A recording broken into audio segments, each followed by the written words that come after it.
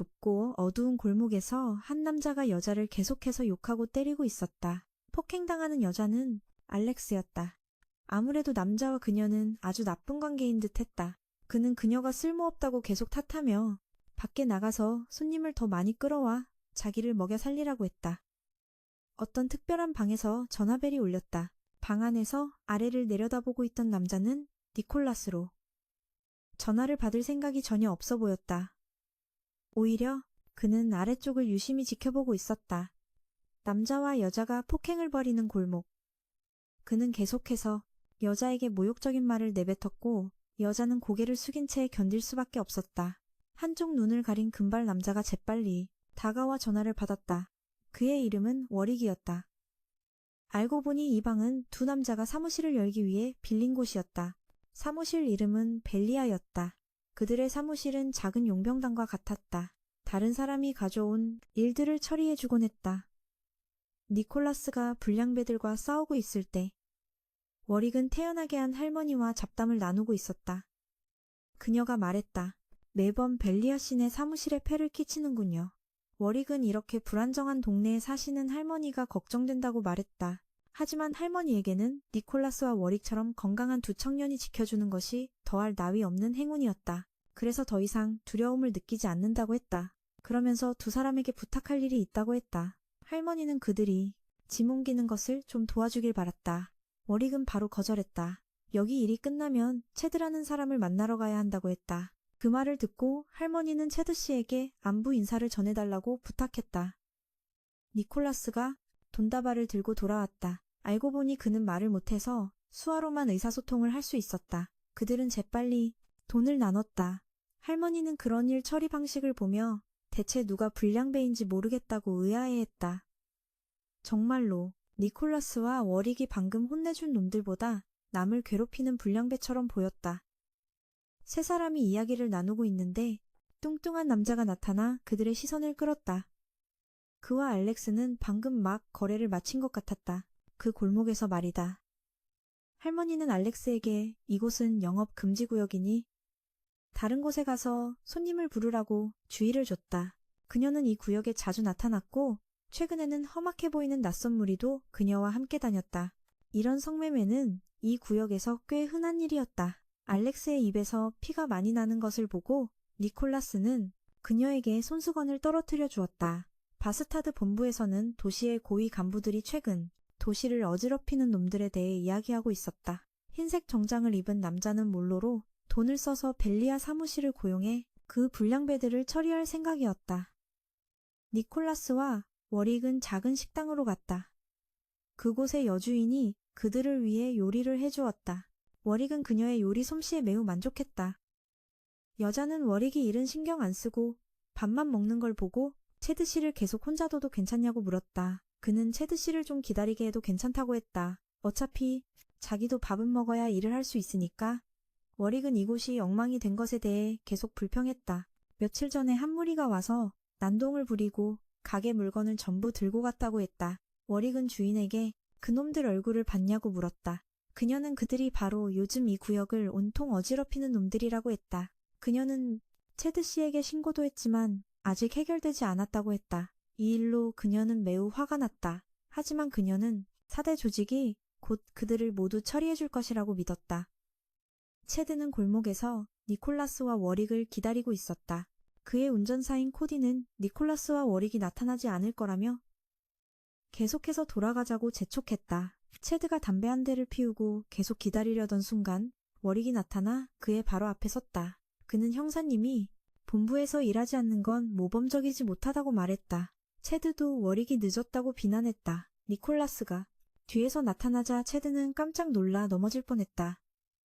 워릭은 이번에 그들에게 맡길 일이 무엇인지 물었다. 한편 아까 니콜라스와 워릭에게 혼쭐이 났던 불량배들은 그들의 두목인 베리에게 달려가 보고했다.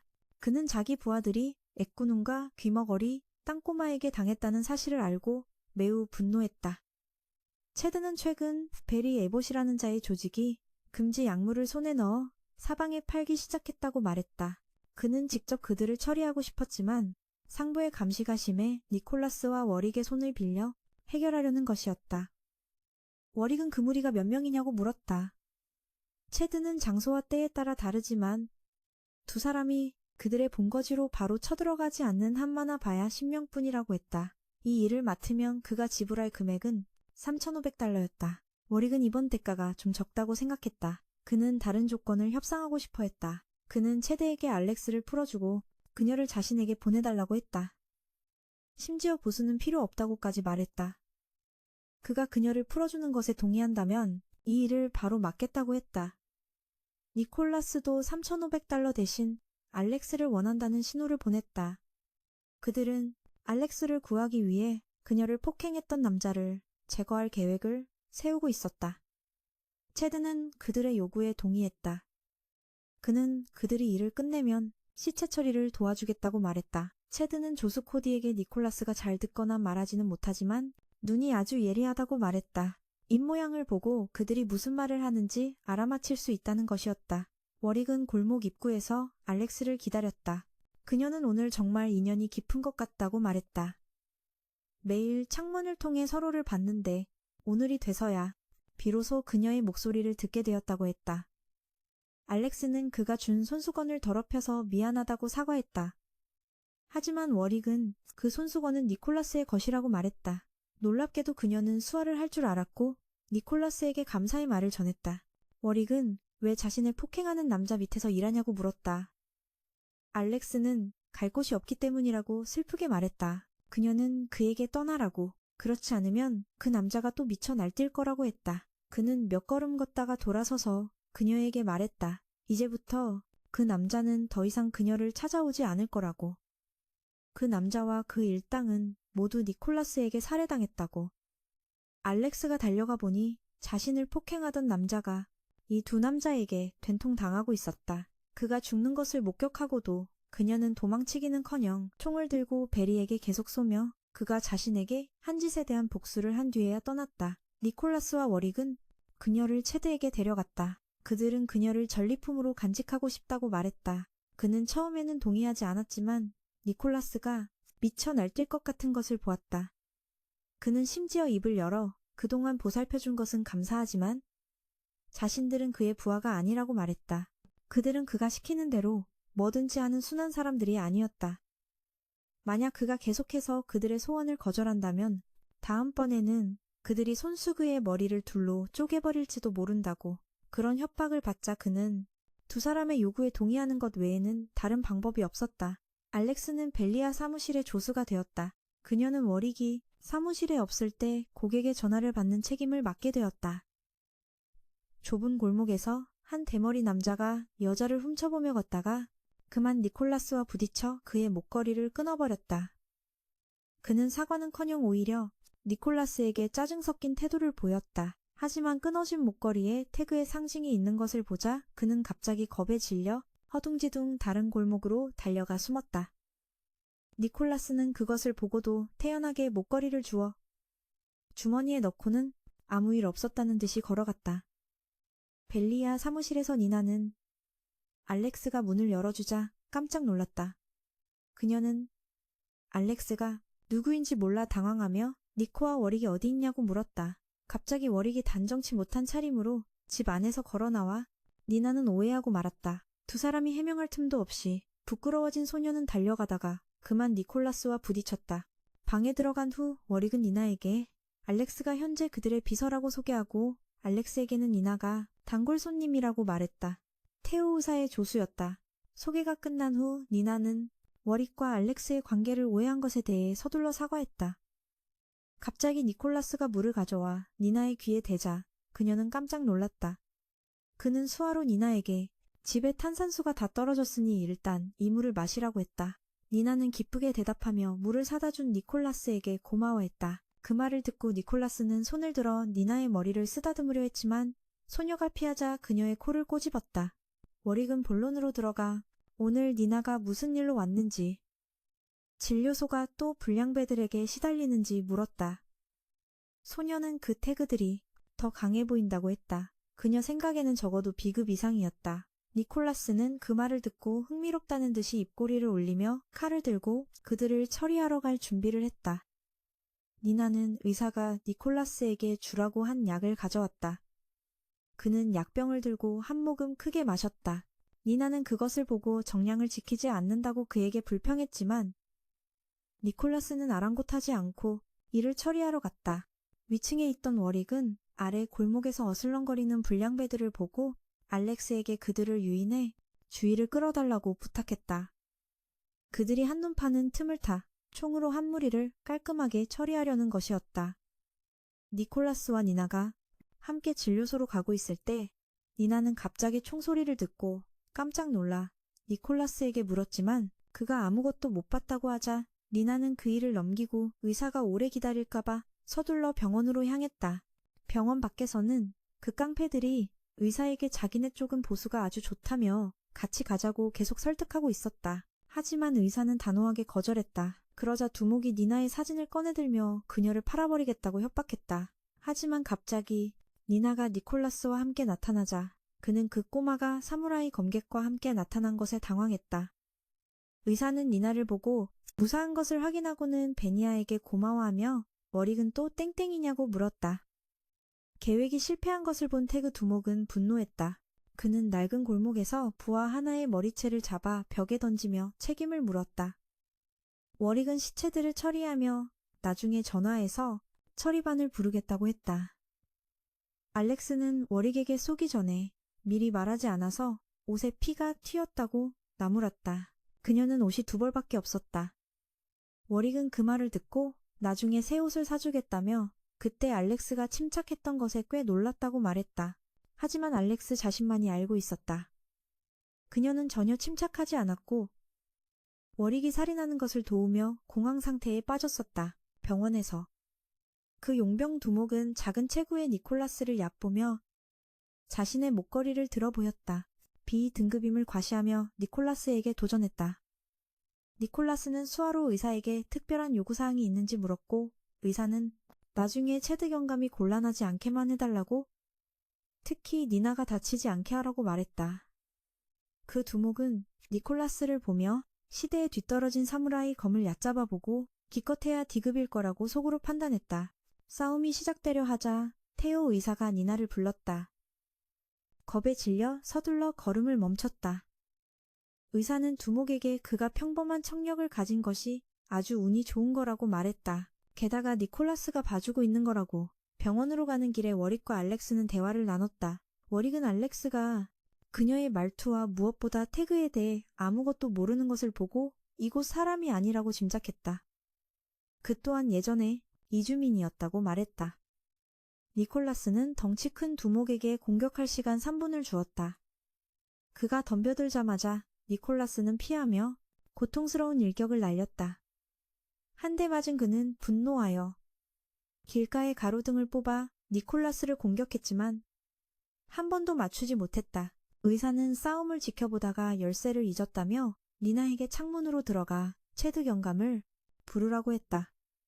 두목의 부하들이 그것을 보고 소녀를 막기 위해 서둘러 뒤쫓았다. 하지만 한 명은 테오 의사에게 약물을 주사 맞고 쓰러졌다. 나머지들은 그 모습을 보고 얼굴이 새파래졌다. 의사는 니콜라스에게 즐기는 건 좋지만 건강도 챙기고 자기 병원은 부수지 말라고 당부하는 것도 잊지 않았다. 말이 끝나자마자 그 비태그가 기습하려 달려들었지만 니콜라스는 재빨리 피했다.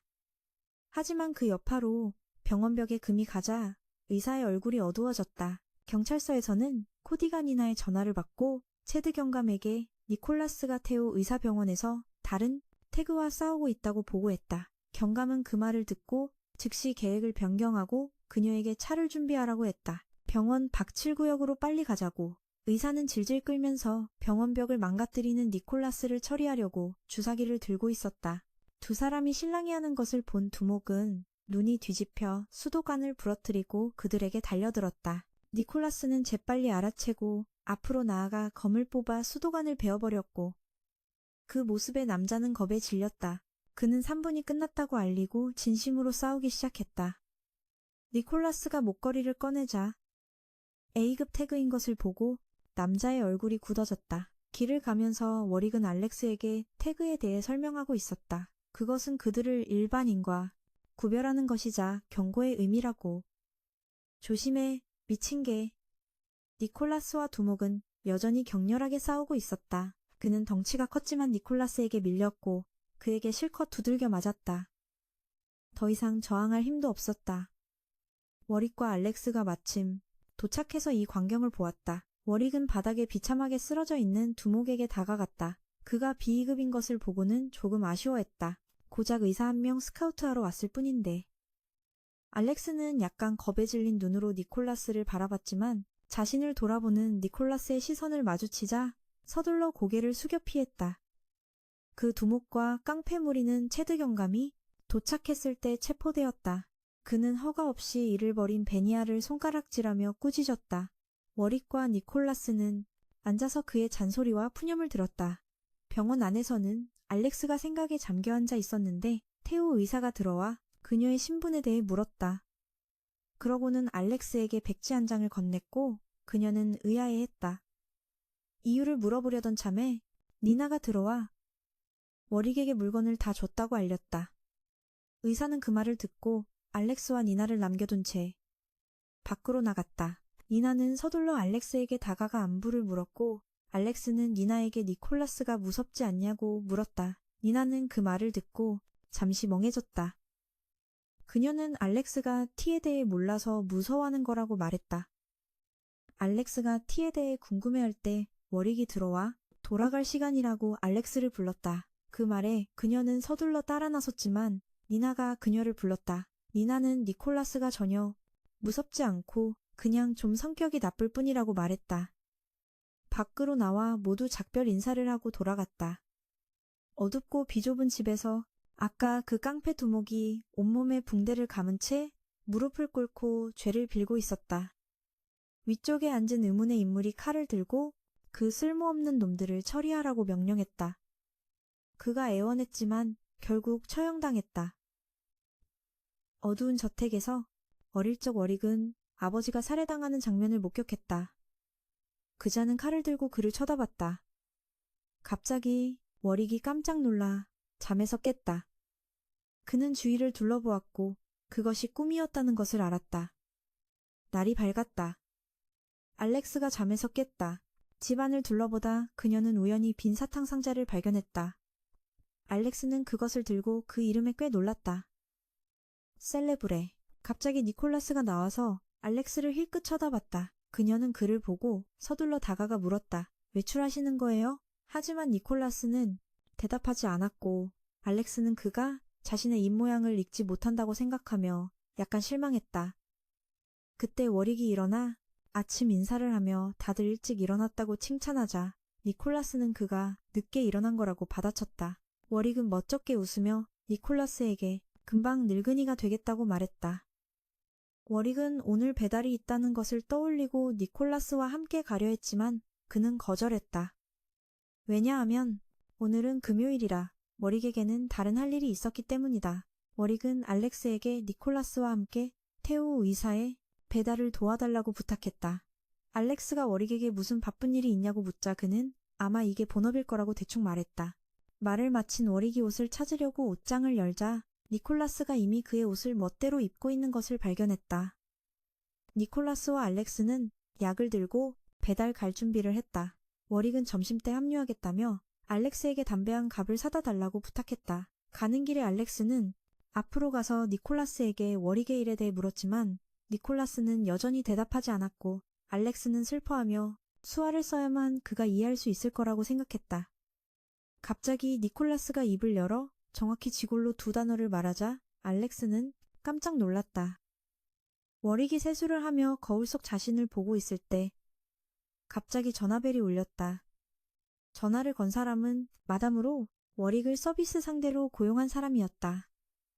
워릭은 그녀 남편의 안부를 묻고 오늘은 자신을 얼마에 살 건지 물었다. 한 할머니에게 배달을 갔을 때 할머니는 베니아가 여자와 함께 온 것을 보고 놀랐다. 그녀는 그 여자를 벌써 샀냐고 물었다. 니콜라스는 수화로 대답했지만 할머니는 이해하지 못하고 그가 말할 수 있다는 것을 알기에 말로 하라고 요구했다. 니콜라스는 내 여자라고 말하며 그녀에게 너무 쌀쌀맞게 굴지 말라고 부탁했다. 말을 마친 니콜라스는 앞서 걸어갔고 알렉스는 뒤따라갔다. 그녀가 함께 배달하러 올라가려 하자 니콜라스는 수화로 아래에 있으라고 했다. 기다리던 중 그녀는 워릭이 담배를 사달라며 준 돈을 떠올렸다. 어쩔 줄 몰라 하고 있을 때 할머니가 눈치채고 그녀를 불러 담배 한 갑을 건네며 예전부터 워릭은 이 값싼 담배만 피운다고 말했다. 알렉스는 담배를 받고 우연히 신문에서 어릴 적 워릭의 사진을 보게 되었다. 22년 전 아르칸젤로 가문 참사 사건은 아직도 해결되지 않았다. 범인은 가주 도메니코와 그의 부인 클라리사 그리고 장남을 살해한 후 13살의 차남을 납치했으며 지금까지 행방불명이다. 할머니는 알렉스에게 이곳에 너무 오래 머물지 말라고 조언했다. 니콜라스는 거래를 마치고 돈을 챙겨 나왔다. 한편 워릭은 마담이라 불리는 여자와 침대에서 뒹굴고 있었다. 그녀는 워릭의 눈에 대해 물었지만 그는 괜찮다고 말했다. 아마 아침의 꿈꿈 때문에 지금 기분이 좋지 않은 것 같다고. 그녀는 날씨가 변하면 상처에도 영향을 미친다고 말했다. 그러고는 그의 상처를 달래주려는 듯 워릭의 눈에 부드럽게 입을 맞췄다. 워릭은 고마워하며 일어나려 했지만 그녀가 그를 다시 끌어당기며 오늘 아침 신문에 워릭과 아주 닮은 소년이 나왔다고 자랑했다. 그가 22년 전 사건이냐고 묻자 그녀는 어떻게 아냐고 물었다. 워릭은 많은 사람이 그렇게 말한다며 그 말은 즉 자기가 아직도 귀엽다는 뜻이라고 농담했다. 니콜라스와 알렉스는 배달을 갔지만 고객이 문을 열지 않자 그는 발코니로 뛰어올라 집 안으로 들어가 배달했다. 알렉스는 아래에서 그래도 괜찮을지 걱정했다. 워릭과 그 여자는 옷을 갈아입은 후 그녀가 차로 워릭을 데려다주며 다음번에는 니콜라스도 데려와 셋이서 같이 놀자고 제안했다. 하지만 워릭에게 거절당했다. 벨리아일로 니콜라가 이미 지쳤다는 이유로 거절했다. 하지만 사실 그는 니콜라가 남창이 아니라고 생각했기 때문이다. 니콜라는 배달을 마치고 알렉스와 함께 아래로 뛰어내렸다 계속 가려던 참에 알렉스가 우연히 워릭을 보고 불렀다. 그의 이름을 하지만 그녀는 차 안의 여자를 보고는 잠시 망설였다. 서로 작별 인사를 한 후 그 여자가 워릭에게 물었다. 언제 다시 만날 수 있냐고 하지만 그는 수신호를 하며 이것에 달렸다고 말했다. 알렉스는 큰 길이 더 가까운데 왜 굳이 골목으로 가는지 궁금했다. 워릭은 대답하지 않고 곧 알게 될 거라고만 말했다. 알게 될 거라고 세 사람은 다음 배달 장소에 도착했다. 알렉스와 니콜라는 워릭이 배달하는 동안 골목에서 기다렸다. 물건을 받던 남자는 워릭에게 니콜라의 부상과 그 비위급 용병에 대해 물었다. 워릭은 말했다. 니콜라는 회복했고 그 녀석에 대해선 모른다고 그러자 그 남자는 그들을 크리스티아노 보스의 사교 모임에 초대했다. 몇 마디 인사를 나눈 후 그들은 몰로 씨에게 배달을 하러 갔다가 보게 되었다. 그의 부하들이 배신자를 숙청하고 시체를 치우는 것을 몰로 씨는 워릭에게 티씨와의 싸움에 대해 말했다. 지난번에 난동을 부린 것에 대해 워릭은 니콜라에게 모든 책임을 떠넘겼지만 몰로 씨에게 혼났다. 몰로 씨는 제안했다. 니콜라가 조직으로 돌아오길 바란다며 모두가 그의 재능을 높이 산다고 말했다. 그리고 만약 그가 함께 돌아온다면 워릭과 함께라면 간부들도 아주 기뻐할 거라고. 워릭은 원한다면 계속 남창 일을 해도 되지만 니콜라는 거절했다. 지금 하는 일이 더 좋다고 말하며 일행은 빅마마를 만나러 바로 갔다. 하지만 도착하자마자 워릭은 한 무리의 여자들에게 둘러싸였다. 워릭은 오늘 일이 있어서 왔다며 서둘러 거절했다. 알렉스가 왜 워릭이 그렇게 인기가 많냐고 물었다. 그러자 그는 대답했다. 예전에 여기서 일해서 아는 사이라고. 알렉스는 니콜라가 왜 같이 들어오지 않는지 궁금했다. 갑자기 한 여자가 워릭 앞에서 니콜라를 비꼬았다. 그는 그 말을 듣고는 만약 한마디만 더 하면 가랑이 사이에 구멍을 뚫어주겠다고 위협했다. 그 순간 빅마마가 나타나 안으로 들어와 물건을 전해주라고 했다. 그녀는 또한 밖에 서 있는 니콜라도 같이 들어오라고 불렀다. 안에 들어간 후 워릭은 빅마마에게 아까 그 여자에게 사과를 전해달라고 했다. 자기가 말을 좀 심하게 했다고 빅마마는 워릭의 머리를 쓰다듬으며 애들 장난 같은 일이라고 말했다. 괜찮으니 중요한 건 약을 달라는 것이었다. 시간이 별로 없다고. 그 말을 듣고 워릭은 의사가 처방해준 약을 꺼냈. 셀레브레는 하루 3알, 다운게는 7알, 그 후 워릭은 어떤 소녀의 상태에 대해 물었다. 빅마마는 그녀가 너무 약해서 일어날 수도 없다고 말했다. 하루 한 끼 먹으면 다행이라고 그녀는 이미 고통을 느끼지 못했다. 아마 오래 버티지 못할 거라고 워릭은 그 말을 듣고 빅마마에게 작별 인사를 하고 본업으로 돌아가며 알렉스에게는 함께 돌아가라고 했다. 니콜라와 알렉스는 니콜라가 어디 있는지 돌아보았고 그가 아직 빅마마의 방에 있는 것을 보았다. 한 손이 천천히 그의 뺨에 닿았고 문이 서서히 닫혔다. 다음 날 아침 알렉스가 잠에서 깨 평소처럼 창밖을 보니 니콜라도 일어나 밖으로 나가고 있었다. 그의 얼굴을 바라보며 머리카락을 살짝 만졌다. 그가 조용히 있고 짓궂은 장난만 치지 않는다면 그도 역시 좋은 남자 같았다. 그녀는 우연히 그의 등 뒤에 있는 문신을 보고 할머니의 말을 떠올리기 시작했다. 잠시 후 워릭이 깨어나 집안을 둘러봐도 알렉스가 보이지 않자 그녀가 떠났다고 생각했지만 그녀가 계단에 앉아있는 것을 보았다. 작은 골목의 워릭은 그녀에게 이 마을을 떠나라고 조언하며 천국의 사탕상자를 던져주었다. 알렉스는 워릭에게 물었다. 언제부터 남창희를 했냐고. 그는 13살 때 닉과 함께 이 마을에 왔다고 말했다. 그 후 1년 뒤 빅마마에게 거두어져 일하게 되었다고. 알렉스는 왜냐고 물어본 적 있냐고 다시 물었다. 그는 모든 것을 다시 생각하기 시작했다. 라디오에서 오늘 아침 6구역의 한 폐공장에서 남녀를 포함한 여러 토막 시신이 발견되었다고 보도했다. 경찰에 따르면 많은 시신이 날카로운 물체에 의해 절단되었으며 희생자들의 신원은 아직 확인되지 않았다고 한다. 중앙경찰서에서 체드 경감이 벨리아를 체포해 진술을 받고 있었다. 취조실에서 코디 조수가 니콜라를 신문하고 있었지만 그는 아무 말도 하지 않았고 다른 방에서는 워릭이 체드와 이야기하고 있었다. 옆방에 있던 니콜라가 갑자기 두 사람이 범죄자로 체포되어 기록용 사진을 찍을 때에 사진 2장을 들어보였다. 워릭은 이 사진이 언제 찍혔는지 몰라 놀랐다. 알고 보니 17살 때였다. 그는 니콜라가 예전과 조금도 다르지 않다고 생각했다. 체드 경감은 기억했다. 어렸을 때 워릭이 어쩔 줄 몰라 자기 앞에서 울던 모습과 지금은 완전히 달라진 모습을 워릭은 경감에게 왜 수갑을 차야 하냐고 물었다. 체드 경감은 6구역의 토막 시신 사진을 워릭에게 보여주었다. 그들을 의심하지 않는 건 아니지만 여기 데려오지 않으면 사람들이 이러쿵 저러쿵 할 거라고 말했다. 신원 확인 작업이 난항을 겪고 있다며 경감은 워릭이 도와주길 바라며 열쇠를 그의 앞에 내밀었다. 부검이 너무 오래 걸리니 신원 확인을 체드 경감은 코디에게 전화해 수집한 모든 자료를 워릭에게 보여주라고 했다. 벨리아 사무실에 있던 알렉스는 전화를 끊고 문득 전에 니콜라가 준 손수건을 보았다. 여기서 너무 오래 엮이지 말라는 할머니의 당부가 머릿속에 맴돌았다. 그녀는 예전에 그들에게도 한 여자가 있었는데 그가 그녀를 거의 죽일 뻔했다고 말했었다.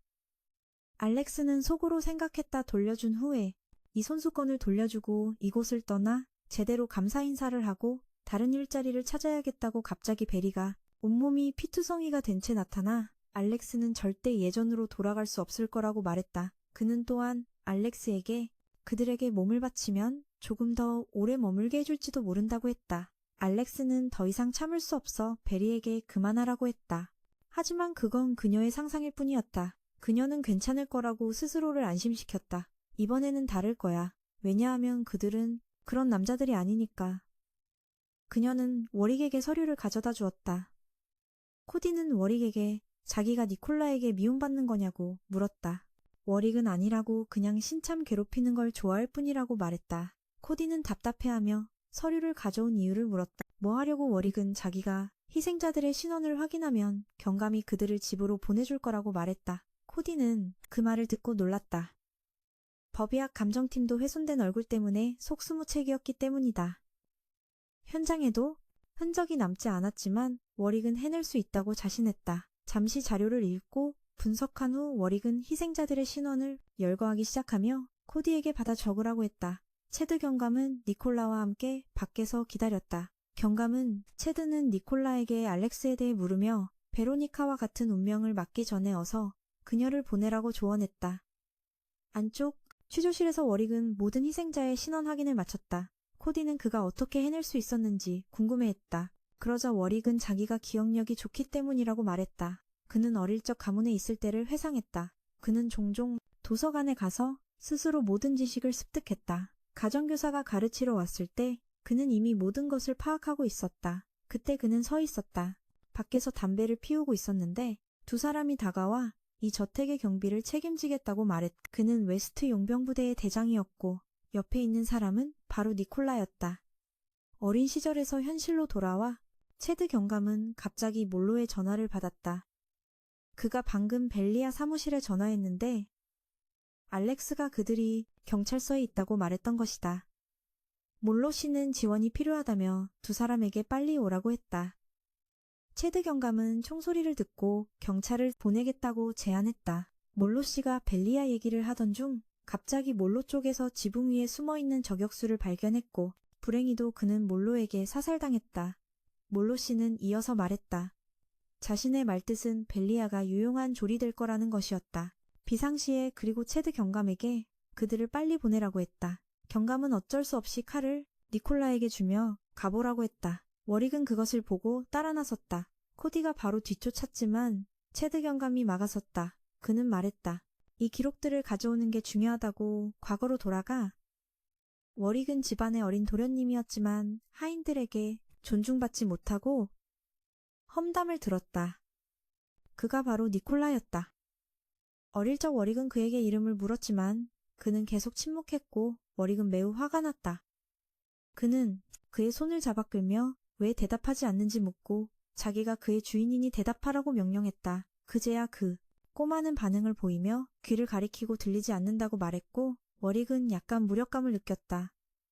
다시 현재로 돌아와 워릭은 니콜라를 뒤쫓으며 계속 기다리라고 소리쳤다. 천천히 가라고 하지만 니콜라는 신경 쓰지 않고 수신호로 싫으면 돌아가라고 말했다. 워릭은 충성심이든 관심이든 뭐든 좋지만 몰로 씨는 성격이 좀 나쁘다고 생각했다. 일이 터지기 전에 여기 일부터 처리해야 했다. 두 사람은 그녀의 집을 지나갔다. 할머니. 그녀는 창가에서 신문을 읽으며 벨리아에게 왜 그리 서두르냐고 물었다. 워릭은 급한 볼일이 있다고 대답했다. 그리고 할머니에게 손을 흔들었다. 멀로 씨의 부하 델리코가 마지막 깡패를 처리하자 그들은 돌아가기로 했다. 보스가 있는 곳으로. 시체 처리는 체드 경감에게 맡겼다. 그걸 본 한 남자가 다가가 말을 걸었다. 델리코가 경고하려 했지만 너무 늦었다. 그 남자는 그 꼬마에게 베었다. 목이 잘렸다. 모두가 그가 덕을 하는 사실에 경악했다. 그 꼬마는 멀로 씨의 부하들에게 달려들어 베기 시작했다. 델리코와 싸우는 동안 그는 그 녀석이 어린애가 아니란 걸 깨달았다. 녀석은 멀로의 부하들을 비웃었다. 녀석은 민첩하고 신출귀몰했다. 상황이 좋지 않다고 판단한 델리코는 동료들에게 약속 장소로 가라고 명령했다. 자신은 그 녀석을 쫓겠다고 했다. 멀로 씨 쪽은 아직 아무것도 모르고 있었다. 얀은 걸음을 멈추고 전화를 받고 있었다.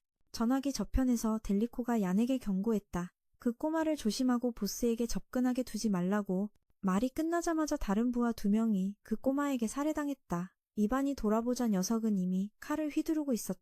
얀을 베려던 순간 다행히 멀로가 총을 쏴 녀석이 급히 피했다. 멀로는 이반에게 집중하라고 꾸짖었다. 이런 저녁 식사는 즐겁지 않다며 집에 시체만 데려가고 싶지 않다고 말했다.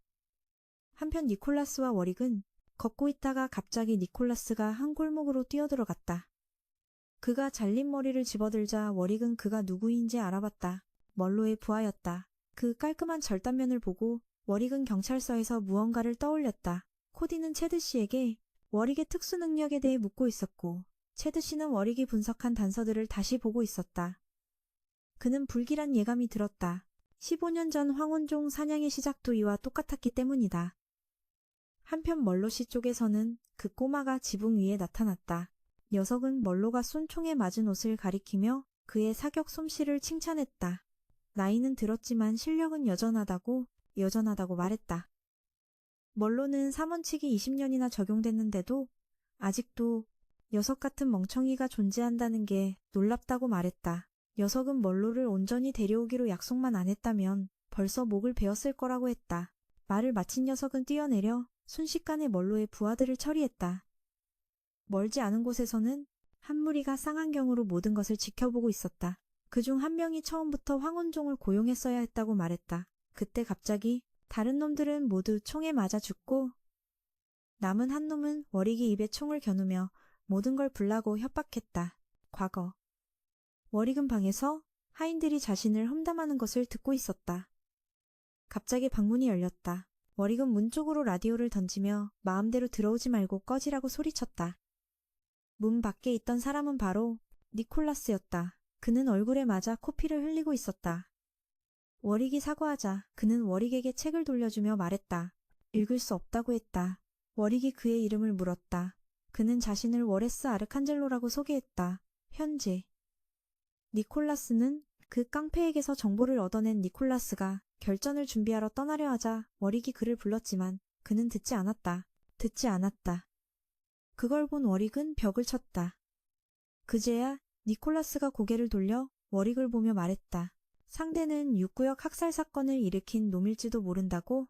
그는 위험한 놈이니 조심하라고 니콜라스에게 당부했다. 그 황혼종을 찾기 위해 주위를 살피고 있었다. 갑자기 녀석이 뒤에서 나타나 멀로를 기습하려 했지만 다행히도 델리코가 제때 나타나 공격을 막아냈다. 녀석은 멀로 가문의 황혼종은 쓸모없는 놈이라며 비웃었다. D급 인식표를 달고 있으면서 별 볼 일 없다고. 멀로는 델리코가 등급은 낮지만 아주 유용하다고 말했다.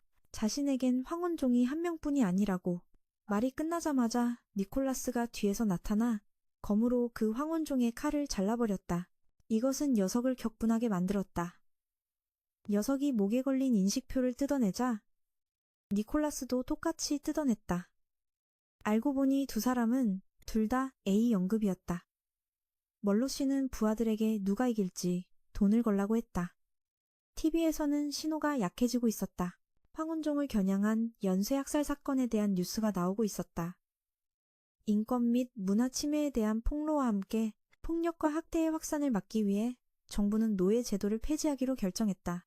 동시에 황혼종을 보호하기 위한 새로운 법률을 도입했다. 이때 워릭과 니콜라스는 아직 어렸다. 워릭은 니콜라스에게 새로 발견한 맛집에 가자고 했다. 체드 씨는 니콜라스의 상처를 치료하며 데니에게 가서 고맙다고 인사하라고 말했다. 이제 삼원칙 덕분에 더는 숨어 지낼 필요가 없기 때문이다. 하지만 니콜라스는 전부 소용없을 거라고 생각했다. 황혼종 집결지. 진저는 정보를 입수한 후 진아에게 더그가 멋대로 일을 맡았다고 보고했다. 길드의 동의도 없이 일을 맡아 벨리아와 마주쳤다고 했다. 진아는 그가 무슨 임무를 맡았는지 물었다. 진저는 멀로 가문의 당주를 암살하는 의뢰를 받았다고 대답했다. 그녀는 그 말을 듣고 조금 놀랐다. 한편 워릭은 그 깡패에게 멀로 가문과 크리스티아노 가문에 무슨 짓을 하려 했는지 추궁하고 있었다. 하지만 놈은 입을 열지 않고 오히려 욕을 퍼부었다. 워릭에게. 그는 총 한 발로 놈을 끝장냈다. 니콜라스와 더그는 여전히 격렬하게 싸우고 있었다. 야는 니콜라스를 걱정하며 돕고 싶어 했다. 하지만 멀로는 저 레벨의 싸움에 자신들은 끼어들 수 없다고 말했다. 멀로와 다른 사람들은 누가 이길지 내기를 하고 있었다. 양측은 막상막하로 싸우고 있었다. 이 느낌을 항상 기다려왔다며 흥분했다. 길드 소속 A연급. 갑자기 니콜라스가 달려들자 그는 더욱 흥분했다. 즐거워했다. 아래에서는 멀로가 옛날 이야기를 꺼냈다. 한 황혼종이 혼자서 자신들을 모두 쓸어버리려 했을 때의 이야기였다. 그때 니콜라스는 겨우 14살에 C3급 인식표를 달고 있었다. 당시 그들은 길드에서 B, 2급과 B, 0급을 고용했었다. 그리고 마침내 그를 쓰러뜨렸을 땐 기지의 절반이 파괴되었다. 멀로는 그가 자신들을 공격했던 이유가 아주 웃겼다고 말했다. 죽이거나 약탈하려는 게 아니었다고. 말을 하던 중 워릭이 나타나 멀로의 귀에 속삭였다. 멀로의 부하 중 한 명에게 복수하러 온 것이라고. 자기 아내와 놀아났다는 이유로. 친구를 때려눕힌 놈에게 말이다. 멀로가 왜 이제 왔냐고 묻자 워릭은 볼 일이 좀 있었다고 답했다. 워릭은 다들 이미 눈치챘을 거라고 말했다. 녀석은 코르시카 패밀리와 한패라고 했다. 마일즈는 코르시카 패밀리가 황혼종을 고용할 리 없다고 의아해했다. 젊은 놈들이 멋대로 행동한 것 같다고 워릭이 말했다. 니콜라스는 더그와 싸우다 녀석의 속임수에 당했다. 녀석은 옷으로 니콜라스의 시야를 가리고 칼을 던져 상처를 입혔다. 더그가 뛰어내려 멀로씨를 해치려 하자 델리코가 몸을 던져 그를 막아섰다. 니콜라스도 뛰어내려 뒤에서 녀석을 찌른 뒤 건물 안으로 차버렸다. 니콜라스는 쓰레기 더미 위에 쓰러져 움직이지 않았다. 워릭이 다가가 일어나라고 말했다. 녀석이 곧 돌아올 거라고. 워릭이 비싼 옷을 망가뜨렸다며 니콜라스를 꾸짖는 동안 더그가 갑자기 건물 안에서 튀어나왔다. 니콜라스는 간신히 피했다. 그때 그는 더그가 흥분을 쫓고 있다는 걸 깨닫고 다짐했다. 약효가 떨어지기 전에 빨리 끝내야 한다고. 더그는 지붕 위에서 상처를 부여잡고 있었다. 그는 니콜라스가 맨손으로 무기를 막을 줄은 예상하지 못했다. 녀석은 니콜라스를 먼저 처리하기로 했다. 워릭은 마일즈에겐 이깃도 세레브레를 과용했다고 말했다. 그제야 델리코는 그가 그 많은 상처에도 멀쩡했던 이유를 알게 되었다. 워릭은 마일즈에게 지나 파울클레에게 연락하라고 했다. 길드 소속인 그 녀석의 이름은 더그인데 만약 죽기라도 하면 큰일이라고. 워릭은 마일즈에게 계단 쪽에 지름길이 있으니 어서 가라고 했다. 마일즈에게 끌려가기 전 멀로는 워릭에게 아까 이야기 중 틀린 부분이 있다고 말했다. 그때 니콜라스는 친구가 아니라 주인의 복수를 하러 온 것이었다고. 워릭은 비록 모두가 그렇게 생각해도 자신은 우정이었다고 생각한다고 말했다. 알렉스는 벨리아 사무실에서 책을 보다가 창가로 다가갔다. 창밖 하늘을 보니 곧 비가 올 것 같았다. 니콜라스와 더그는 여전히 치열하게 싸우고 있었다. 워릭은 벽 뒤에 서 있었다. 벽 뒤에서 그는 총을 꺼내 그 꼬마의 다리를 노렸다. 그때 경찰서에 누군가 나타났다. 멀로의 전화를 받은 체드 씨는 코디에게 공격자 중에 길드에서 고용한 놈이 있다고 말했다. 멀로는 보호 대상인데 그럼 그 녀석이 삼원칙을 위반한 게 아니냐고 코디가 말했다. 체드 씨는 우리가 지금 데니와 지나 얘기를 하는 거라고 했다. 그는 지금은 피해자 신원 확인이 먼저라며 코디에게 다음부터는 자기 앞에서 삼원칙 이야기를 꺼내지 말라고 했다. 니콜라스와 더그는 계속 싸우고 있었다. 더그는 그 많은 상처에도 니콜라스의 표정이 변하지 않는 것을 의아해했다. 그는 니콜라스가 약을 과용했다는 것을 깨달았다. 녀석이 말을 잇기도 전에 니콜라스가 달려들어 그의 칼을 산산조각 냈다. 녀석이 멍해 있는 사이 니콜라스가 마지막 일격으로 끝내려 하자 진저가 그를 재빨리 다른 곳으로 끌어당겼다. 치명적인 검격을 피한 진저는 니콜라스에게 멈춰달라고 애원했다. 하지만 그는 두 사람을 모두 처리할 듯 다가갔다. 그런데 뒤에서 워릭이 나타나 니콜라스를 누르며 그녀가 왔다고 말했다. 당장 그만두라고 했지만 니콜라스는 계속 몸부림쳤다. 워릭은 이건 명령이라고 말했고 그 말에 니콜라스는 칼을 내려놓았다. 멀리서 한 여자의 목소리가 들려왔다. 그녀는 어설프게 굴지 말라고 말했다. 주인에게 복종하고 스스로를 지켜라. 사대 가문이 만든 삼원칙은 나약한 트와일라잇을 노예의 압제로부터 보호하기 위한 것이다. 알고 보니 그녀는 길드의 수장인 폴리아나였다. 그녀는 삼원칙을 어기고도 이해하려 들지 않는 더그의 머리에 총을 겨눴다. 몰로는 삼원칙의 보호를 받고 있다. 만약 그를 죽이면 에르가스툴룸의 균형이 무너질 것이다. 말을 마친 그녀는 더그의 몸에 연달아 총을 쐈다. 워릭이 그만하라고 말리자 그녀는 니콜라스에게 총구를 돌려 쐈다. 워릭은 즉시 총을 꺼냈지만 진저에게 빼앗기고 말았다. 그녀는 그에게 방해하지 말라고 말했다. 폴리아나는 워릭을 해치진 않겠지만 니콜라스와 해결할 일이 좀 있다고 말했다. 총에 맞은 니콜라스는 갑자기 고통을 느꼈다. 약효가 아직 사라지지 않은 게 분명했다. 폴리아나는 다가와 니콜라스를 벽으로 끌어올렸다. 그녀는 니콜라스에게 세레브레를 과용하지 말라고 했었다며 베로니카처럼 되고 싶냐고 물었다. 말을 마친 그녀는 니콜라스의 가슴에 총을 대고 방아쇠를 당겼다. 책상에 엎드려 자던 알렉스가 갑자기 잠에서 깼다. 밖에는 비가 내리고 있었고 아래층에서는 테오 박사가 기다리고 있었다. 워릭은 부상당한 닉의 몸을 부축하며 돌아오고 있었다. 집에서 알렉스는 두 사람이 돌아올지 걱정하고 있었다. 그녀가 창문 아래를 내려다보자 피투성이가 된 베리가 아래에서 그녀를 쳐다보고 있었고 그녀는 겁에 질려 바닥에 넘어졌다. 갑자기 계단에서 들려오는 발소리가 점점 가까워지자 그녀는 더욱 두려워졌다. 한편 진료소에서 니나는 손님을 배웅하고 옷을 갈아입은 뒤 문을 열자 문 앞에 쓰러져 있는 워릭과 니콜라스를 발견했다. 소녀는 그들에게 괜찮냐고 물었다. 워릭은 니나에게 전화를 빌려달라고 부탁했다. 베리아의 방에는 아무도 없었다. 아까 콘돈을 신문하던 중 워릭은 우라노스가 원하는 것이 몰로의 목이 아니라 그가 크리스티아노 가문에서 보관하고 있는 물건이라는 것을 알아냈다. 정보를 얻은 후 워릭은 그를 처리했다. 몰로의 저택에서는 그의 부하들의 시신이 장례식을 위해 옮겨지고 있었다. 델리코는 상처가 가벼워서 얀에게 붕대를 감아달라고 부탁했다고 말했다. 그런 간단한 일로 폐를 끼칠 필요는 없다고. 델리코가 말을 채 끝내기도 전에 몰로는 그의 어깨에 펜을 던졌다. 몰로는 델리코가 방패가 되어준 것을 매우 소중히 여기며 그 방패가 항상 온전하기를 바란다고 설명했다. 마일즈는 몰로가 그들을 너무 오냐오냐한다고 생각했고 만약 코르시카 가문의 진짜 목표가 크리스티아노 가문이라면 곧 전면전이 될 것이라고 말했다. 어두운 골목에서 이반 글라지에프는 한 의문의 인물과 대화하고 있었다. 몰로가 외부의 도움을 받아 탈출할 수 있었다고. 상대방은 글라지에프에게 그놈을 찾아내 주기라고 요구하며 공장에 있는 시체들을 처리하라고 지시했다. 어렸을 때 니콜라스는 생명을 유지하기 위해 세레브레를 투여받았다. 진료소에서 니나는 니콜라스의 상처를 치료했다. 워릭은 알렉스가 왜 전화를 받지 않는지 궁금해했다. 워릭이 담배를 피우려 하자 니나가 막아서며 그에게 막대사탕을 건넸다. 그는 소녀에게 니콜라스의 상태에 대해 물었다. 니나는 신경은 손상되지 않았고 니콜라스가 총에 맞은 부위도 뼈에는 영향이 없다고 말했다. 상처가 아물면 그는 다시 일할 수 있을 것이다. 니콜라스에게 사용된 다우너는 평소보다 3배나 농축된 것이었다. 그 덕을 놈은 다우너에 대한 내성이 극도로 강해서 4발이나 맞았다. 워릭은 니나가 항상 배우고 일에 최선을 다한다고 칭찬했다. 나중에 훌륭한 의사가 될 거라고. 니나는 고맙다고 말하며 워릭에게 마실 것을 타주러 갔다.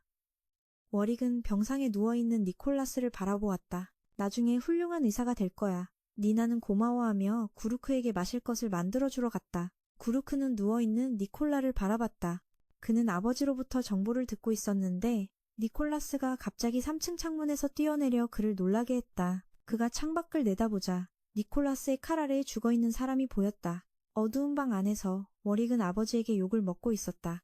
아버지가 벽에 와인병을 던지자 그는 겁에 질렸다. 현실로 돌아와 워릭과 니나는 따뜻한 차를 마시고 있었다. 워릭은 소녀에게 왜 미리 구급용품을 준비해뒀는지 물었다. 그녀는 부끄러워하며 멀리서도 워릭의 목소리를 알아들을 수 있다고 말했다. 따뜻한 차를 마시고 있었다. 워릭은 상태를 물으며 잠시 집에 다녀오겠다고 갈아입을 옷을 가져다 주겠다고 말했다. 워릭은 코르시카가 움직이기 시작했다며 그가 권력의 균형을 깨기 위해 크리스티아노 가문을 제거하려 한다고 말했다. 그는 핵심이 몰로에게 있으며 그에게 너무 많은 빚을 졌기 때문에 그를 보호해야 한다고 덧붙였다. 그리고 니콜라스가 항상 자신과 함께 해주기를 바란다고 말했다. 로상과 그들은 그에게 너무 큰 은혜를 입었기에 그를 지켜야 했고 니콜라가 항상 자신과 함께하길 바랐다. 기억해. 왜 화내지도 않고 도망치지도 않는지 물었지만 니콜라스는 태연하게 글씨 연습만 했다. 워릭이 속수무책으로 있을 때 니콜라스가 방금 쓴 글씨를 보여주자 그는 웃음을 터뜨렸다. 라디오에서는 에르가스툴lum을 포위한 사계의 정문에서 벌어진 안티 트와일라잇의 시위가 격화되었다는 소식이 흘러나왔다. 그와 동시에 트와일라잇 사냥꾼 집단이 활발하게 움직이기 시작했다. 아스툴룸을 둘러싼 4개의 정문에서 벌어진 트와일라잇이 격화되었다. 그와 동시에 트와일라잇 사냥꾼 집단이 활동을 시작했다. 정부는 거리에 있는 모든 용병 부대를 소집했다. 많은 시위가 일어났고 니콜라는 지붕 위에서 뛰어내려 순식간에 전부 처리했다. 현재 구릭은 빗속을 뚫고 집으로 달려가고 있었다. 계단에 도착했을 때 그는 알렉스가 자신을 물어뜯었다고 말했다. 테오 박사는 쉽게 놀라고 몽롱하며 집중력이 부족하고 거의 잠을 자지 못하는 증상들이 포주들이 여자들을 순종적으로 만들기 위해 사용하는 티라는 약물의 증상이라고 분석했다. 약효가 약해지면 사용자는 환각에 시달리기 쉬우며 갇혀있다는 느낌에 도망치고 싶어 하게 된다. 복종하게 만드는 것을 테이라고 부른다. 약의 효과는 사용자를 약화시켜 환각에 빠지게 만들며 감금된 것처럼 느끼고 탈출하고 싶게 만든다. 그는 밖은 추우니 감기 걸리기 전에 방으로 돌아가라고 말했다. 그가 알렉스의 몸에 손을 대려 하자 그녀가 달려들어 그에게 키스했다. 그러고는 그 짓을 하려 했지만 워릭이 막아섰다. 그는 그녀의 정신을 차리게 하려고 이름을 크게 불렀지만 그녀는 워릭 뒤에 베리가 있다고 생각했다. 그녀는 계속해서 그가 아직 여기 있다고 말했다. 워릭은 상황을 해결할 수 없다고 판단하고 자기 머리로 알렉스의 머리를 들이받았다. 베리가 구루크 뒤에 있다고 생각했다. 그녀는 그가 항상 여기 있다고 계속 말했다. 구루크는 상황을 돌이킬 수 없다고 판단하고 알렉스는 감동하여 울음을 터뜨렸고 워릭은 그녀에게 오늘은 정말 최악의 날이었다고 투덜거렸다. 자기 가슴에 안으며 둘만 있을 때는 다른 남자를 언급하지 말라고 말했다. 알렉스는 감동해서 울음을 터뜨렸고 구루크는 그녀에게 오늘은 운이 없는 날이었다고 푸념했다. 다음 날 아침 니콜라는 창문을 열고 맑은 하늘을 바라보았다. 그는 몇 년 전의 포화를 떠올렸다. 그때 그는 구리의 수화책을 무심코 찢어버렸다. 당장 생명의 지장은 없다고 말했다. 그 말을 들은 워릭은 약간 흥분했다. 그는 그 말을 믿지 않았다. 그는 트와일라잇은 거대한 몸과 무시무시한 힘을 가진 괴물이라고 말했다. 니콜라스는 그런 사람이 아니라고. 조금 흥분한 듯했다. 그는 그 말을 믿지 않았다. 그는 트와일라잇은 거대한 몸과 힘을 가진 괴물이라고 말했다. 그녀는 그가 악몽을 꿀까봐 걱정돼서 들어왔다며 괜찮냐고 물었다. 워릭은 손을 떼며 괜찮다고 말했다. 알렉스는 다시 그를 꽉 껴안으며 악몽을 꿀 때마다 엄마가 이렇게 위로해줬다고 말했다. 진료소에서 니콜라스는 니나를 안고 건물들을 뛰어넘고 있었다. 아래에서 더그가 그를 불렀지만 그는 전혀 듣지 못했다. 니콜라스가 설명한 후에야 더그는 자기가 지금까지 혼잣말을 했다는 것을 깨달았다. 그는 닉에게 자신의 장애에 대해 미리 말했어야 한다고 타박했다. 니콜라스는 그를 보며 수화로 천천히 말하라고 했지만 그는 이해하지 못했다. 그래서 니콜라스는 손으로 그의 입을 막아버렸다. 바로 그때 체드가 나타나 더그에게 편지 한 통을 건넸다. 그는 편지를 읽고 나서 낙담했다. 니콜라스는 체드에게 더그가 몇 살인지 물었다. 니나는 그의 결점에 대해 말하려 했다. 그녀가 말을 끝내기도 전에 그가 말했다. 자신은 자격이 충분하며 20살이 되면 길드에서 독립활동을 허가받을 수 있다고. 올해 그는 21살이 되었다. 말이 채 끝나기도 전에 그는 자신이 자격이 충분하며 20살이 되면 길이 독립활동을 허락해 줄 거라고 말했다. 올해 그는 21살이 되었다. 병원 옥상에서 형사가 테오 의사와 이야기를 나누고 있었다. 그는 아래층에서 니콜라스는 더그에게 이 계약을 맡은 이유를 물었다. 더그는 목표가 건슬링어 데니이기 때문이라고 대답했다. 그를 건드리면 높은 계급의 동료들과 마주칠 수 있을 거라고 생각했다고. 더그는 자신의 과거에 대해 이야기했다. 그는 사우스 게이트 출신으로 16살에 이 도시에 와서 길드에 가입했다. 자신의 과거에 대해 이야기했다. 그는 사게트 출신으로 16살에 이 도시에 와서 그 후 합류했다. 인근 지역에는 통행금지령이 선포되었다. 이때 니콜라스는 아직 어렸고 그는 창밖을 내다보았다. 안티 트와일라잇이 일으킨 폭동이 계속되자 정부는 다시 한번 모든 용병 부대를 동원했다. 인근 지역에는 통행금지령이 선포되었다. 이때 니콜라스는 아직 어렸고 그는 창밖을 내다보았다. 창밖을 보니 군대가 이곳을 떠나고 있었다. 그는 즉시 달려가 그들을 불렀지만 대장은 쓸모없는 놈은 필요 없다며 니콜라스를 가스툴룸에 데려가도 득될 게 없다고 했다. 그들은 그렇게 떠나버렸고 니콜라스는 흐느껴 울며 아버지라고 겨우 불렀다. 대장에게서 닉을 샀고 의사에게서 세레브레 약도 구했다고 말했다. 다시 현재 니콜라스는 세레브레 약병을 들고 약을 먹고 있었다. 그때 알렉스가 갈아입을 옷을 가져오며 그의 상처에 대해 물었다. 다른 방에서는 4대 가문이 회의를 하고 있었다. 희생자 12명은 전부 트와일라잇이었다. 코르시카는 아주 경사스러운 일이라며 비꼬았다. 크리스티아노의 손녀는 누가 봐도 그가 벌인 짓이라며 유리할 때만 트와일라잇과 협력하며 그와 자기 아버지가 만들어낸 균형을 깨뜨렸다고 말했다. 하지만 코르시카는 반박했다. 트와일라잇과 손을 잡느니 차라리 목을 매는 게 낫다고 말했다. 크리스티아노 가문 아가씨의 경호원인 갤러헤드는 분노하며 아가씨에 대한 그의 태도에 책상을 내리쳤다. 그때 멀로가 나서서 우리 중 한 명의 소행이라고 단정할 수는 없다고 말했다. 블라이는 정부가 개입한 건 아닌지 의심했다. 진료소에서는 테오 의사가 알렉스의 상태를 묻고 약을 처방해줬다.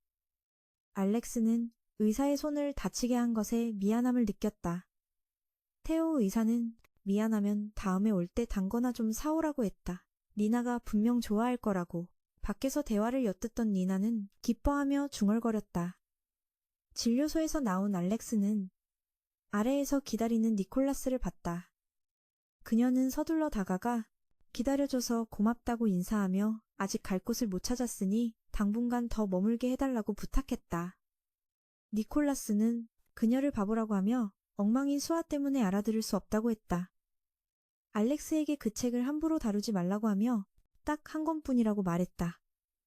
죽을지도 모른다고 털어놓는다. 그리고 예상대로 워릭은 아버지에게 잔혹하게 고문당했다. 워릭의 눈에 그대로 짖었다. 그가 한쪽 눈을 잃은 이유였다. 그는 니콜라스에게 도움을 청하는 신호를 보냈고 눈을 떴을 땐 아버지가 눈앞에서 비참하게 죽어있는 것을 봤다. 워릭은 경악하며 자기가 한 게 아니라고 계속 중얼거렸다. 그동안 니콜라스는 피 묻은 칼을 든 채 그들을 보고 있었다. 워릭은 자기 가족이 살해당하는 것을 목격했다. 하지만 범인은 바로 니콜라스였다. 니콜라스는 자결하려 했지만 워릭이 때맞춰 막았다. 워릭은 그에게 죽는 건 허락하지 않는다며 더 큰 고통 속에서 죽어야 한다고 이건 명령이라고 말했다. 그 후 니콜라스는 워릭의 다친 눈을 도려냈다. 워릭이 그 과거를 떠올리며 생각에 잠겨 있는데 갑자기 데리코가 나타났다. 4대 가문회의에는 트와일라잇은 참석할 수 없기 때문이었다. 데리코는 워릭이 좀 경솔하다며 상위 랭크 태그라도 목숨을 잃을 수 있다고 말했다. 하지만 워릭은 니콜라스의 생사에는 전혀 관심 없는 태도를 보였다. 다른 곳에서는 두 사람이 트와일라잇을 죽이고 태그를 수집하고 있었다. 그들이 지나가는 것을 우연히 본 니콜라스는 섬뜩한 미소를 지었고 알렉스는 영문을 몰랐다. 체드 경감이 새로운 살해 현장에 도착했다. 그는 희생자들이 모두 트와일라잇이라고 보고했다. 목격자들의 증언에 따르면 공격은 한 무리의 노멀들이 저질렀다고 한다.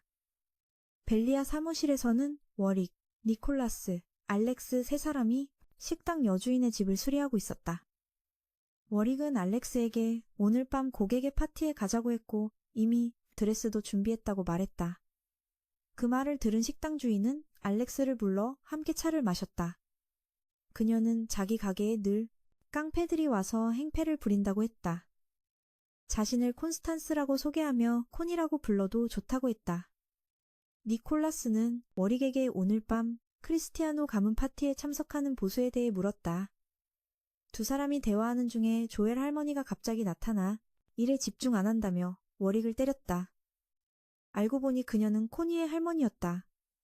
할머니는 알렉스에게 벨리아에 너무 오래 머물지 말라고 했다.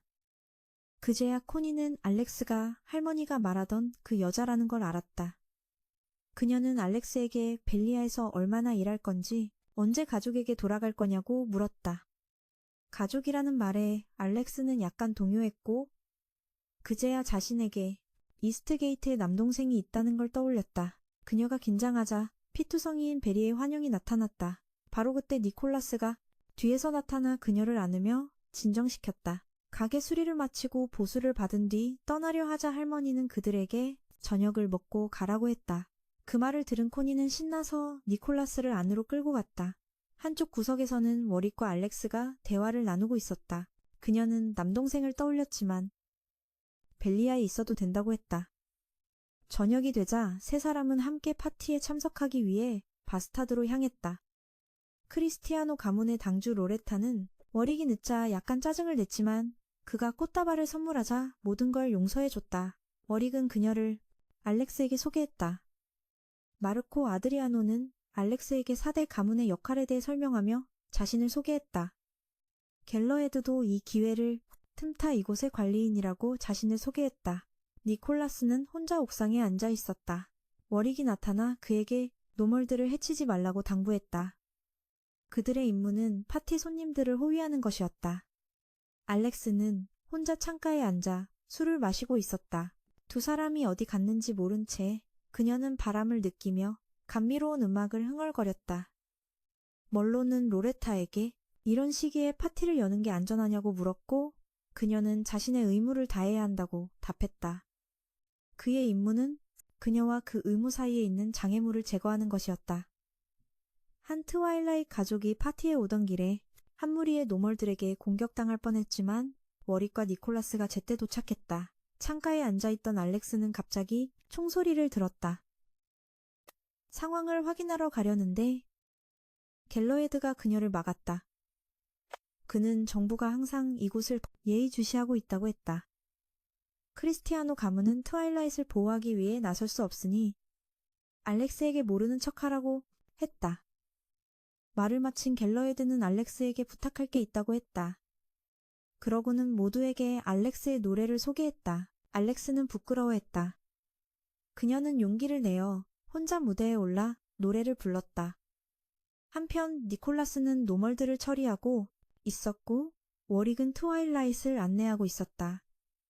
그녀의 노랫소리가 낯선 남자의 이목을 끌었다. 그가 안으로 들어가려 했지만 경호원에게 제지당했다. 모두가 그녀의 감미로운 목소리에 놀랐다. 워릭의 안내 덕분에 트와일라이트들은 무사히 파티장 안으로 들어왔다. 알렉스는 노래하며 남동생과의 추억을 떠올렸다. 어느 건물의 옥상에서는 한 남매가 움직일 준비를 하고 있었다. 알렉스가 노래를 마치자 예쁜 꽃다발을 받았다. 로레타 아가씨는 아주 잘했다며 그녀를 칭찬했다. 아가씨는 체드 경감과 벨리아 모두 좋은 사람들이라 그녀가 운이 좋다고 말했다. 예전에 자기 어머니도 알렉스처럼 아버지를 만나 결혼했다고 했다. 대화 도중 갑자기 이반 글라지에프가 와서 멀로님이 아가씨께 이걸 보냈다고 전했다. 그것은 돈이었다. 이반은 한 트와일라이트에게 다가가 몰래 무언가를 건네주고 옥상으로 갔다. 니콜라스는 여전히 아래를 감시하고 있었다. 워릭은 안티 트와일라이트이 안 보이면 내려와서 술이나 한잔하자고 말했다. 하지만 니콜라스는 거절했다. 갑자기 무언가를 발견한 듯 니콜라스가 서둘러 다른 건물로 뛰어넘어 사라지자 워릭도 놀라 뒤따랐다. 바스타드 안에서 아까 그 트와일라이트이 누군가를 찔러 죽였다. 그가 크리스티아노 양에게 달려들려 했지만 갤러헤드가 막았다. 갑자기 한 무리의 트와일라이트이 크리스티아노 양을 암살하려 했지만 마르코가 제때 나타나 한 방에 그들을 날려버렸다. 크리스티아노 양은 그 트와일라이트에게 배우를 불지 않으면 죽여서 개밥으로 던져주겠다고 말했다. 그 말을 들은 그는 겁에 질려 도망치려 했지만 갑자기 한 노멀이 나타나 그를 그 자리에서 죽이고 태그를 빼앗았다. 파티에 있던 사람들은 그 광경을 보고 사방으로 흩어져 도망쳤다. 혼란 속에서 한 여자가 바스타드로 들어왔다. 이반 옆을 지나가자 그는 그녀에게 전부 죽이라고 명령했다. 워릭은 사람들이 도망치는 걸 보고 무슨 일이냐고 물었고 바스타드가 공격당했다는 걸 알았다. 워릭은 니콜라스에게 신호를 보내며 조심하라고 했다. 바스타드 안에서는 갤러헤드와 그 꼬마가 싸우고 있었다. 그놈의 여자가 트와일라이트를 죽이고 태그를 빼앗고 있었다. 크리스티아노 아가씨는 알렉스에게 총을 건네며 호신용으로 쓰라고 했다. 알렉스를 여기서 내보내주겠다며 계단을 내려가 왼쪽 큰 길을 따라가면 벨리아 사무실이 있는 동네가 나올 거라고 했다.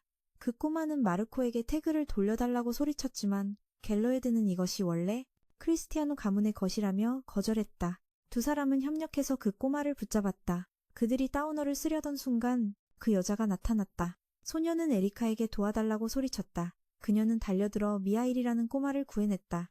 워릭은 옥상에서 모두가 볼 수 있게 신호탄을 쏘았다. 갤러헤드와 마르코를 쓰러뜨린 후 미카일은 그들이 트와일라이트이 아닌 걸 알았지만 그래도 죽이려고 했다. 갑자기 크리스티아노가 나타나 그들에게 총을 쐈지만 소용없었다.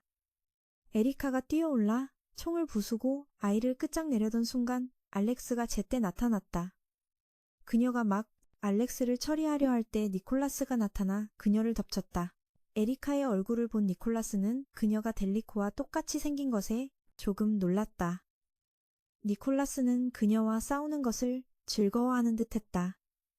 한편 크리스티아노는 모두에게 밖으로 나가고 이곳의 일은 니콜라스에게 맡기라고 했다. 그곳에 도착한 워릭은 델리코와 똑같이 생긴 사람이 니콜라스와 싸우는 것을 보았다. 알고 보니 그녀는 그의 여동생이었다.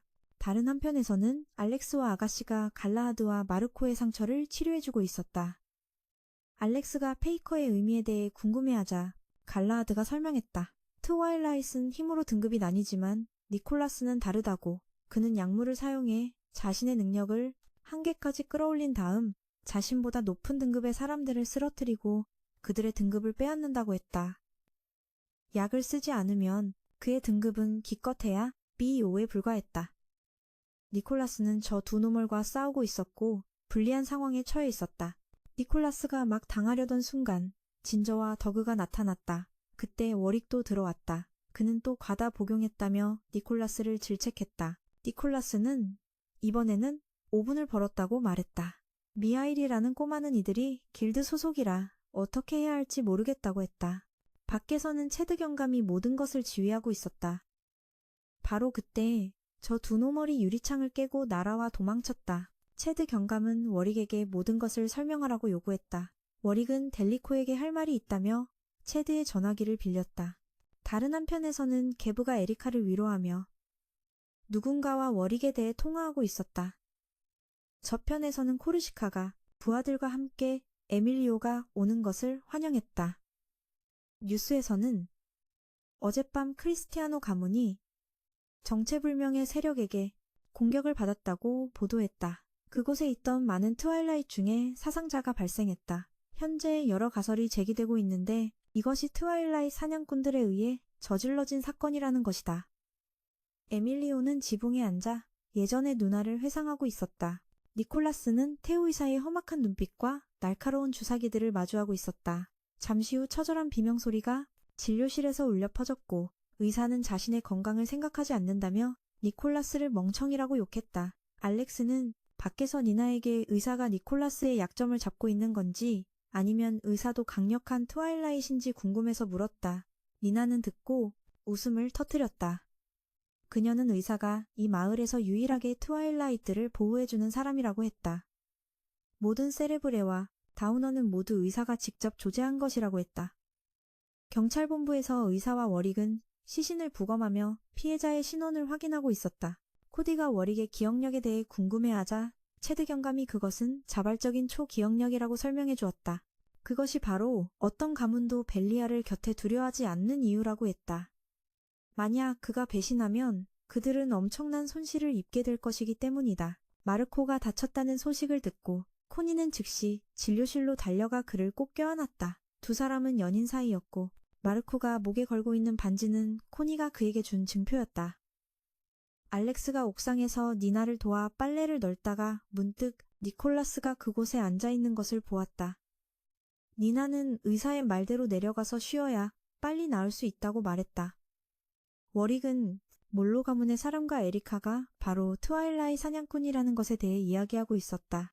이반은 처음에는 믿지 않았지만 워릭의 확신을 듣고서야 모든 것을 믿었다. 그때 델리코가 옛날 이야기를 시작했다. 고아원이 공격을 당했을 때 에리카는 납치되었다고 했다. 코니는 마르코를 대신해 크리스티아노 아가씨를 지켜준 것에 대해 알렉스에게 고마워하며 그녀에게 열쇠 하나를 주었다.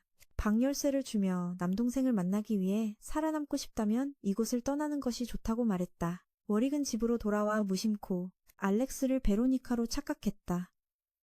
워릭은 크리스티아노의 안부를 묻고 자신이 밖에 나가 조사를 좀 해야 하니 집에 있으면서 전화를 받으라고 당부했다. 워릭은 아래층으로 내려가다 니콜라스를 만났다. 두 사람은 몇 마디 대충 나누고 워릭이 먼저 떠났다. 길을 가면서 그는 몰로의 안전에 대해 생각했다. 자신과 니콜라스가 그의 집으로 돌아간다면 상황이 더 나아질 수도 있을 거라고. 바스타드 주점은 수리 중이었다. 갈라하드는 지와 그곳에 지원군을 보내는 것에 대해 이야기하고 있었다. 지는 지원군을 보내주겠다고 제안했다. 이야기하던 중 전화가 끊겼다. 한 젊은 여자가 보초를 서던 두 명의 트와일라잇을 죽였다. 밖에서. 안에서는 하우스가 더그에게 이 일을 모두에게 보고하고 갈라하드도 부르라고 명령했다. 끊기자 약간 걱정이 되어 폴클레의 본부로 가서 상황을 보기로 결정했다. 집에서 알렉스는 신문을 읽으며 소식을 전하러 가던 2명의 트와일라이트 공격자에게 습격당했다. 그녀는 그들 중 한 명의 트와일라이트를 죽였다. 알렉스가 신문을 읽고 있는데 어제 크리스티아노가 데려온 트와일라이트 아기가 갑자기 울기 시작했다.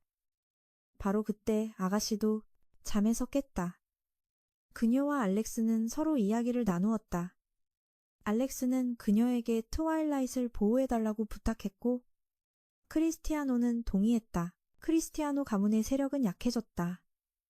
몰로 가문에는 보호받지 못하는 D급 트와일라이트 한 명뿐이었다. GZF는 몰로의 뒤에서 천천히 총을 꺼내 몰로 가문의 당주를 암살하려 했다. 그 안티 트와일라이트 소녀는 남은 유일한 눈엣 가시는 폴클레와 트와일라이트 무리의 기지라고 했다. 그녀는 또 다른 트와일라이트를 공격해 쓰러뜨렸고 마침내 위급한 순간 더그에게 다가왔다.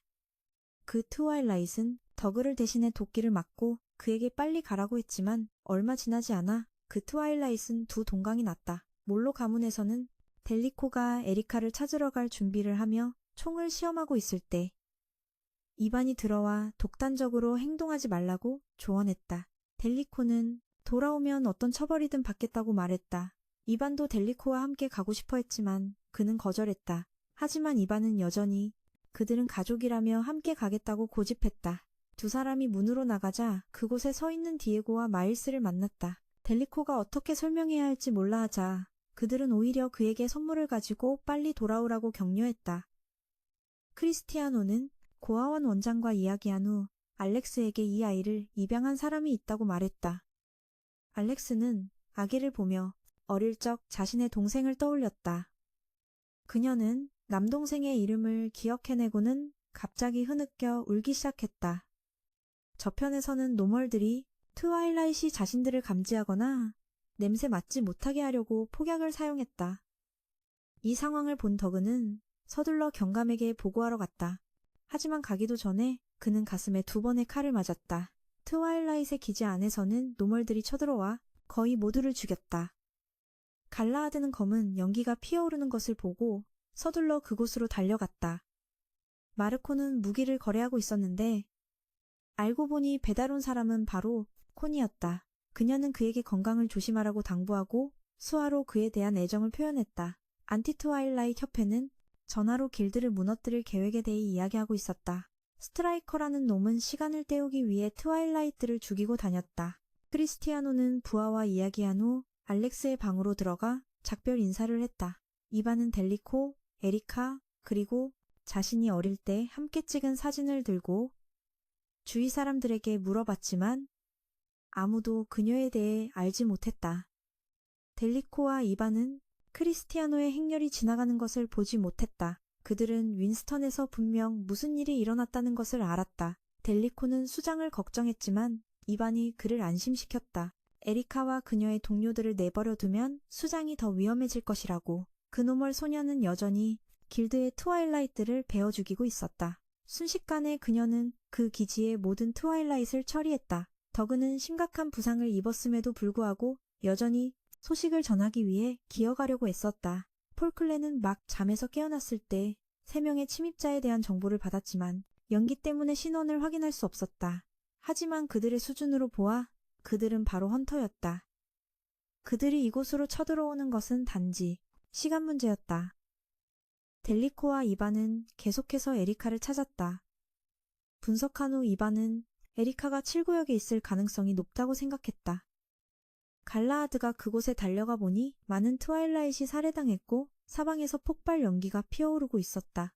그는 조엘 할머니에게 안전을 위해 7구역으로 돌아가라고 말했다. 그러고 나서 그는 그곳에 있던 노멀들에게 여기서 떠나라고 멀면 멀수록 좋다고 말했다. 부상당한 트와일라이트들에게 접근하지 말라고, 그렇지 않으면 휘말리게 될 것이라고. 트와일라이트 본부에는 안티 트와일라이트인 시그가 쫓아왔다. 그녀는 폴클레를 만나게 되어 매우 흥분했다. 갑자기 그녀의 동료인 콜트가 나타나 폴클레를 기습하려 했지만 진저에게 저지당했다. 진아는 폴클레에게 병력의 절반가량이 전멸했으며 내일이 되어야 전체 피해를 통계낼 수 있을 것이라고 보고했다. 그녀는 듣고 나서 머리가 아프다며 조금 더 자야겠다고 말하고 남은 부분은 부하에게 처리하라고 맡겼다. 이 모습에 시그는 분노했다. 그녀는 원래는 인사차 온 것뿐이었지만 이제는 모두를 죽이고 싶다고 말했다. 갑자기 그들 근처에서 폭탄이 터졌다. 에밀리오가 폭탄을 조종하며 지금은 때가 아니니 물러나라고 말했다. 그들은 그 말을 듣고 재빨리 물러났다. 떠나기 전에 폴클레가 그들이 누구인지 묻자 콜트가 대답했다. 자신들은 3세대 디스트로이어라고 코르시카의 부하이면서 바스타드 주점의 직원인 사람이 마르코에게 상황을 보고했다. 헌터의 특징을 확인한 후 마르코는 서둘러 달려갔다. 폴클레는 방에서 혼자 생각에 잠겼다. 델리코와 이반은 갑자기 한 트와일라잇 소녀에게 공격을 받았지만 델리코가 제때 막아냈다. 그 소녀가 에리카를 델리코로 착각하고 여동생의 복수를 하러 온 것이었다. 에리카가 돌아올 수 없다는 것을 알면서도 델리코는 여전히 그녀를 돕고 싶어 했고 이 소녀의 도움이 필요하다고 말했다. 소녀는 그들을 안내하기로 동의했다. 자욱한 검은 연기 속에서 갈라하드는 더그가 다가오는 그림자를 보았다. 갈라하드에게 다가왔을 때 더그는 힘이 다해 무릎을 꿇고 쓰러졌다. 갈라하드는 다우너를 주사하려 했다. 더그였지만 그에게 밀쳐졌습니다. 그는 거친 숨을 몰아쉬며 무언가 말했고 갤러헤드는 죽기 전에 그의 뜻대로 하겠다고 했습니다. 자신의 갤러헤드에게 건네주고 7번가에서 만족스러운 미소를 지었습니다. 코는 집으로 돌아오다 할머니 가게 앞에 서 있는 사람을 보았습니다. 그래서 그녀가 말을 걸었습니다. 그 여자는 W의 안부를 물었고 코는 자신도 잘 모르지만 아마 고르가 뒷수습을 할 거라고 했습니다. 그 여자에게 담배를 찾아준 후 콘이 가져다 주자 갑자기 손목을 잡혀 끌렸습니다. 콘을 가까이 끌어당기며 그녀에게서 예전에 알던 남자의 냄새가 난다고 말했습니다.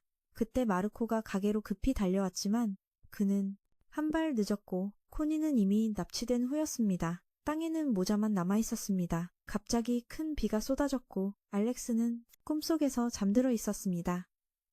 그녀는 베리가 자신을 꿰어 데려가려 했던 과거를 떠올렸습니다. 학대당했던 과거와 워릭의 도움을 받았던 것을. 밖에는 빗줄기가 더욱 거세졌고 빗방울이 온 하늘을 하얗게 뒤덮었습니다. 알렉스는 눈물을 흘리며 잠에서 깼습니다. 옆에 앉아있던 니콜라스가 그녀에게 따뜻한 커피 한 잔을 건넸습니다. 알렉스가 아이와 크리스티아노에 대해 묻자 니콜라스는 그들이 돌아갔다고 대답했습니다. 알렉스는 니콜라스를 어디선가 본 것 같다고 말했습니다. 니콜라스는 대답 없이 곧장 문 밖으로 나갔고 알렉스는 바로 그를 뒤쫓았습니다. 문을 열자 바스타드의 부하들이 있었습니다.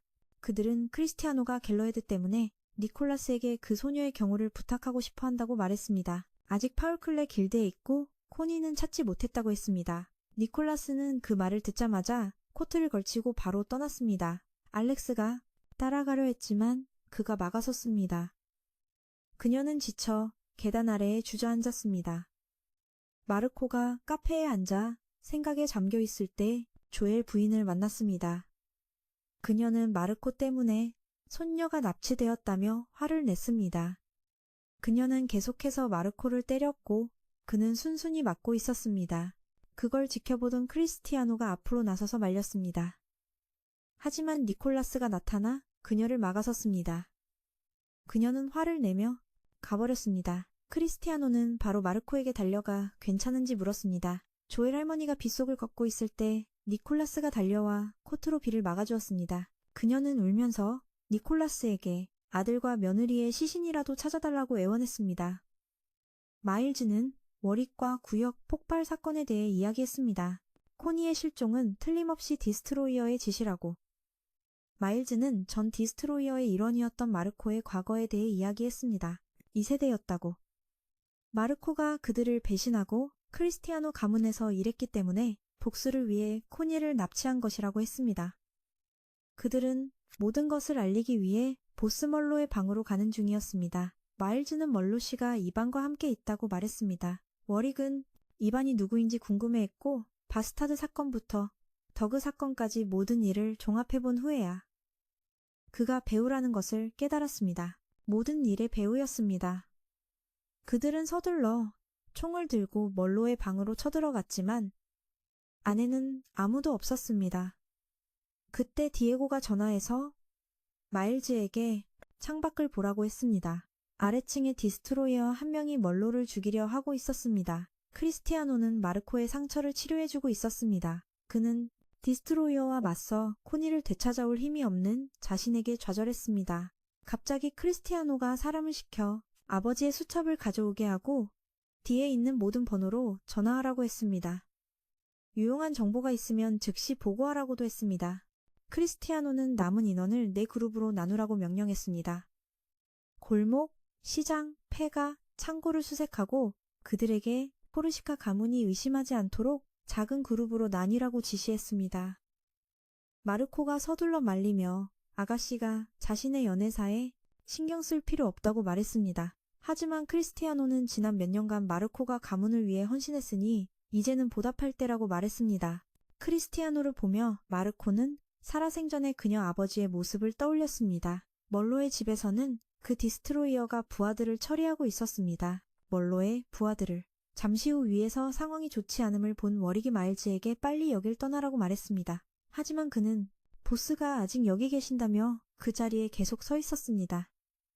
마일즈는 워릭에게 외부인이니 여기 있을 의무가 없다고 말했습니다. 그 디스트로이어는 계단을 올라오고 있었습니다. 디에고는 문을 닫으라고 명령하고 동쪽 계단에 있는 사람들에게 돌아오라고 소리쳤습니다. 문이 거의 닫혔을 때 그가 문을 막아서고는 강철문을 부수고 쳐들어왔습니다. 다른 방에서는 워릭이 그 디스트로이어를 유인하기 위해 자신의 향수병을 깨뜨렸습니다. 그와 멀로가 같은 향수를 쓰기 때문이었습니다. 그들은 싸울 준비를 했습니다. 디스트로이어는 익숙한 멀로의 향수 냄새를 맡았습니다. 그가 다가가 문을 열자 그곳에는 마일즈가 의자에 앉아 있었습니다. 뒤에 있던 워릭이 기습적으로 총을 쐈지만 그는 전부 막아냈습니다. 그는 두 사람에게 달려들었습니다. 워릭이 그의 주의를 끄는 동안 마일즈가 뒤에서 칼을 들고 덤벼들었지만 발에 차여 나가 떨어졌습니다. 워릭은 그 틈을 타 달려들었지만 그에게 칼에 찔리고 말았습니다. 마지막 남은 힘으로 워릭을 창밖으로 내던졌습니다. 자고 있던 니나가 깜짝 놀라 잠에서 깨 밖으로 달려나갔습니다. 위를 올려다본 그녀는 의사에게 워릭에게 무슨 일이 생겼다고 말했습니다. 델리코와 양은 소녀의 안내를 따라 에리카를 찾기 위해 6번가로 향했습니다. 소녀는 두 사람을 폐가로 이끌었습니다. 다른 곳에서는 멀로가 양과 함께 누군가를 만나러 갈 준비를 하고 있었습니다. 니콜라스는 건물을 떠돌며 워릭을 생각했습니다. 이건 그의 싸움이 아니었습니다. 어디에서든 트와일라잇은 그저 애완동물일 뿐이다.